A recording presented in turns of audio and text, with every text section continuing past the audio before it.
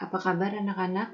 Kali ini kita akan melanjutkan video yang kedua, mata pelajaran geografi, kelas 12 IPS semester 1, tahun pelajaran 2020-2021, dengan Ibu sendiri, Septiana Ramawati. Kita lanjutkan pada slide berikutnya. Adapun tujuan pembelajaran pada video yang kedua ini adalah yang pertama, memahami IPK tentang konsep wilayah dan tata ruang. Selanjutnya memahami konsep wilayah formal, memahami konsep wilayah fungsional. Jadi masih di bagian indikator pencapaian kompetensi 3.1.1. Kita lanjutkan. Indikator pencapaian kompetensi TKD 3.1. Sebelumnya sudah pernah Ibu jelaskan, ini untuk mengingatkan kembali supaya kalian tahu ini masih di IPK yang sama. IPK 3.1.1 itu tentang konsep wilayah dan tata ruang. IPK 3.1.2 pembangunan dan pertumbuhan wilayah. IPK 3.1.3 perencanaan tata ruang nasional, provinsi, dan kabupaten atau kota. IPK 3.1.4 tentang permasalahan dalam penerapan tata ruang wilayah. Selanjutnya, memahami konsep wilayah. Apa itu wilayah? Berdasarkan Undang-Undang Nomor 26 Tahun 2007, adalah ruang yang merupakan kesatuan geografis beserta segenap unsur terkait yang batas dan sistemnya ditentukan berdasarkan aspek administratif dan atau aspek fungsional. Ya, ruang, definisi ruang sudah pernah kita bahas sebelumnya di video 1, bisa dilihat. Kemudian, wilayah atau region juga ruang geografi dari permukaan bumi yang memiliki karakteristik khas tertentu yang membedakannya dari wilayah-wilayah lain di sekitarnya. Konsep wilayah yang selanjutnya. Wilayah merupakan suatu kesatuan alam yang seragam atau kesatuan masyarakat dengan kebudayaan yang khas digunakan sebagai kriteria untuk penggolongan wilayah. Kemudian, suatu wilayah juga bisa diklasifikasikan berdasarkan satu atau beberapa karakteristik. Jadi bisa satu atau lebih dari satu. Selanjutnya, wilayah dapat dibedakan menjadi yang pertama kondisi alam, yang kedua aktivitas manusia. Kondisi alam ada iklim, ditentukan berdasarkan karakteristik iklimnya. Kemudian relief, ditentukan oleh tipe batuan. Kemudian ditentukan oleh sebaran vegetasi. Sedangkan berdasarkan aktivitas manusia, wilayah dapat berdasarkan kegiatan ekonomi atau bisa juga berdasarkan aktivitas pertanian. Wilayah fisik, contohnya ini bentuk lahan ya, gurun, termasuk wilayah fisik bentuk lahan. Kemudian di sini ada lahan pertanian sawah, termasuk wilayah dataran rendah, pantai juga termasuk wilayah dataran rendah, dan dataran tinggi ya, berbentuk teras-teras. Selanjutnya masih di wilayah fisik menurut iklim. Di sini kita bisa lihat kondisi wilayah pada saat musim dingin, pada saat di sini kuning musim gugur, dan selanjutnya ada musim semi dan musim panas. Ini wilayah berdasarkan iklim. Kemudian menurut sebaran vegetasi, ini contohnya adalah hutan hujan tropis, jadi termasuk dalam wilayah fisik. Berikutnya, wilayah berdasarkan aktivitas manusia. Kota dengan aktivitas kegiatan ekonomi, ya di sini aktivitasnya perkantoran termasuk aktivitas ekonomi. Kemudian wilayah industri, kota dengan aktivitas industri. Ya, dari bangunannya bisa terlihat ini bukan bangunan rumah, ini termasuk wilayah aktivitas industri. Kemudian di sini ada wilayah pertanian. Dan selanjutnya ini ada kebun teh, termasuk wilayah pertanian ya. Ini contoh-contoh dari wilayah berdasarkan fisik dan aktivitas manusia. Berikutnya, setelah kita memahami wilayah fisik dan wilayah berdasarkan aktivitas manusia, bagaimana keterkaitan antara wilayah dengan pembangunan?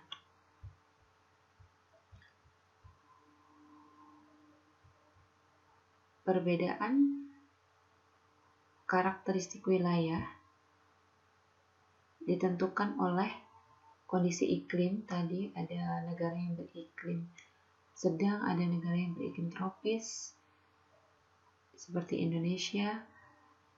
Kemudian karakteristik wilayah berdasarkan relief yang sudah dijelaskan sebelumnya, ada dataran tinggi, ada dataran rendah. Kemudian ada tipe batuan, ada sebaran vegetasi. Itu termasuk wilayah yang karakteristik wilayah yang ditentukan oleh faktor-faktor tadi. Kemudian selanjutnya, perbedaan karakteristik wilayah ini menyebabkan sumber daya alamnya pun berbeda. Tentunya wilayah yang memiliki iklim sedang, itu misalnya mempunyai 4 musim ya, musim panas, musim dingin, musim semi, musim gugur. Iklim tropis memiliki musim hujan dan musim panas. Itu kedua wilayah tadi karakteristik iklimnya berbeda, maka sumber daya alamnya pun berbeda. Begitu juga dengan tipe batuan yang berbeda dan relief, dataran tinggi, dataran rendah. Tentunya dataran tinggi dengan dataran rendah itu sumber daya alamnya berbeda. Sehingga perbedaan karakteristik wilayah ini akan mempengaruhi perbedaan sumber daya alam. Potensi wilayahnya berbeda ya. Kemudian ketika karakteristik wilayahnya berbeda, sumber daya alamnya berbeda, maka aktivitas manusia pun juga berbeda. Sebagai contoh, yang tadi wilayah yang memiliki 4 musim atau beriklim sedang dengan yang tropis, maka aktivitas manusianya juga berbeda. Tentunya yang memiliki 4 musim ini aktivitas manusianya berbeda dengan yang beriklim tropis. Sebagai contoh, pada saat musim dingin, wilayah yang beriklim sedang tadi pada saat musim dingin akan menggunakan pakaian tebal.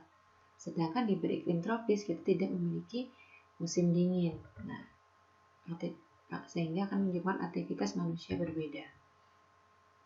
Ya, tadi menyebabkan karena misalnya tadi cara berpakaiannya berbeda, maka kebudayaannya juga berbeda.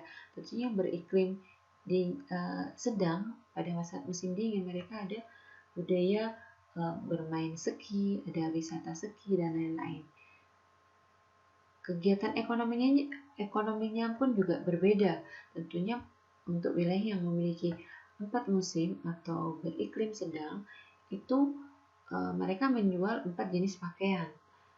Pakaian untuk musim dingin, pakaian untuk musim panas, dan musim yang lainnya. Sedangkan pasti akan berbeda dengan wilayah yang memiliki 2 musim, musim panas dan musim penghujan. Itu kegiatan ekonominya juga berbeda. Sehingga pada akhirnya pembangunan wilayahnya pun juga berbeda karena karakteristik wilayahnya tadi berbeda. Sehingga kenapa kita perlu memahami karakteristik wilayah supaya pembangunan wilayahnya itu tepat sasaran. Jangan sampai pembangunan untuk yang cocok untuk wilayah yang beriklim sedang itu disamakan dengan pembangunan pada wilayah yang beriklim tropis. Nah, itu tujuannya kita memahami konsep wilayah. Memahami konsep wilayah formal dan fungsional. Jadi wilayah berdasarkan tipenya ini ada 2. yaitu wilayah formal atau uniform, region atau wilayah seragam, homogen, sama, dan yang kedua wilayah fungsional atau nodal region atau wilayah nodal atau heterogenitas. Apa itu wilayah formal? Wilayah geografis yang memiliki keseragaman atau kesamaan kriteria tertentu. Kemudian wilayah formal dicirikan adanya atribut atau sesuatu yang melekat pada manusia dan alam secara umum. Pengklasifikasian wilayah formal itu didasarkan pada satu kriteria saja. Sedangkan wilayah fungsional, suatu wilayah yang dalam banyak hal diatur oleh beberapa pusat kegiatan yang saling berhubungan dengan garis melingkar, atau ruang geografis yang difungsikan menurut jenis dan kekhususan. Atau wilayah fungsional juga suatu wilayah yang saling berhubungan antara bagian yang satu dengan bagian yang lain atau adanya interaksi dan interdependensi, saling keterkaitan satu dengan lain dan tergantungan satu dengan lain. Sehingga berdasarkan definisi tadi, wilayah formal itu lebih statis atau tetap, sedangkan wilayah fungsional dia lebih dinamis atau berubah, cepat berubah. Kita lihat contohnya supaya lebih paham definisi yang sebelumnya kita bahas. Wilayah formal itu contohnya wilayah pedesaan ya. Karena wilayah pedesaan ini kita lihat di sini. Kalau kita berada di pedesaan, maka perkembangan cirinya adalah perkembangan wilayahnya cenderung statis. Ya, mungkin dalam 5 tahun atau 10 tahun itu perkembangannya akan berbeda jauh dengan wilayah perkotaan.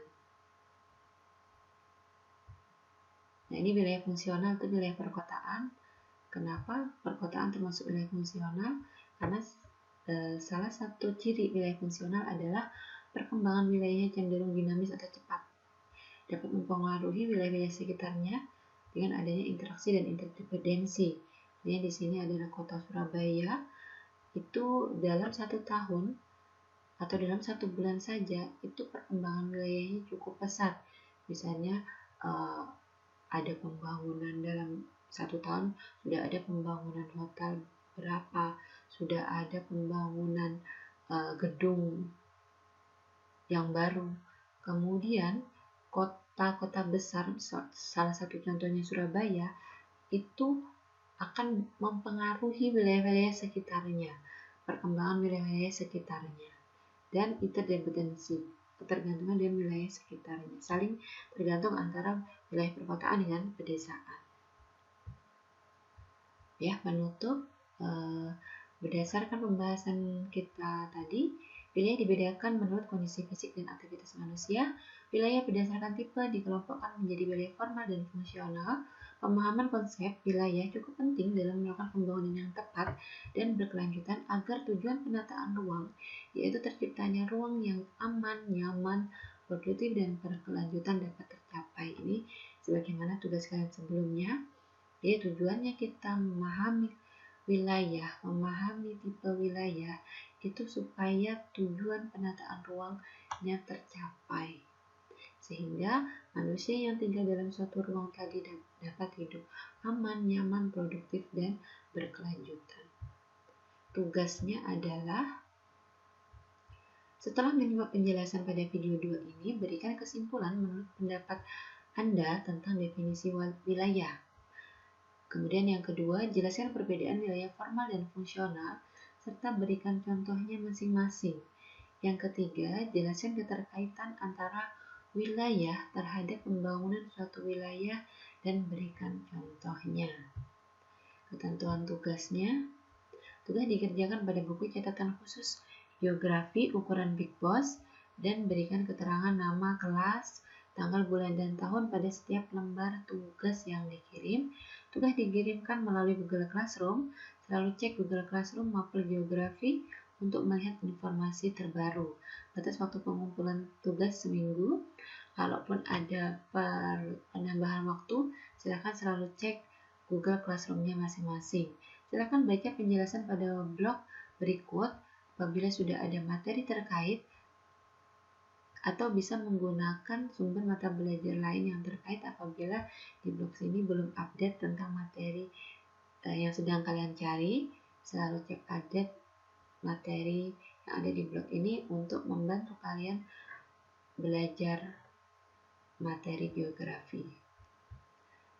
Terima kasih. Selamat belajar anak-anak.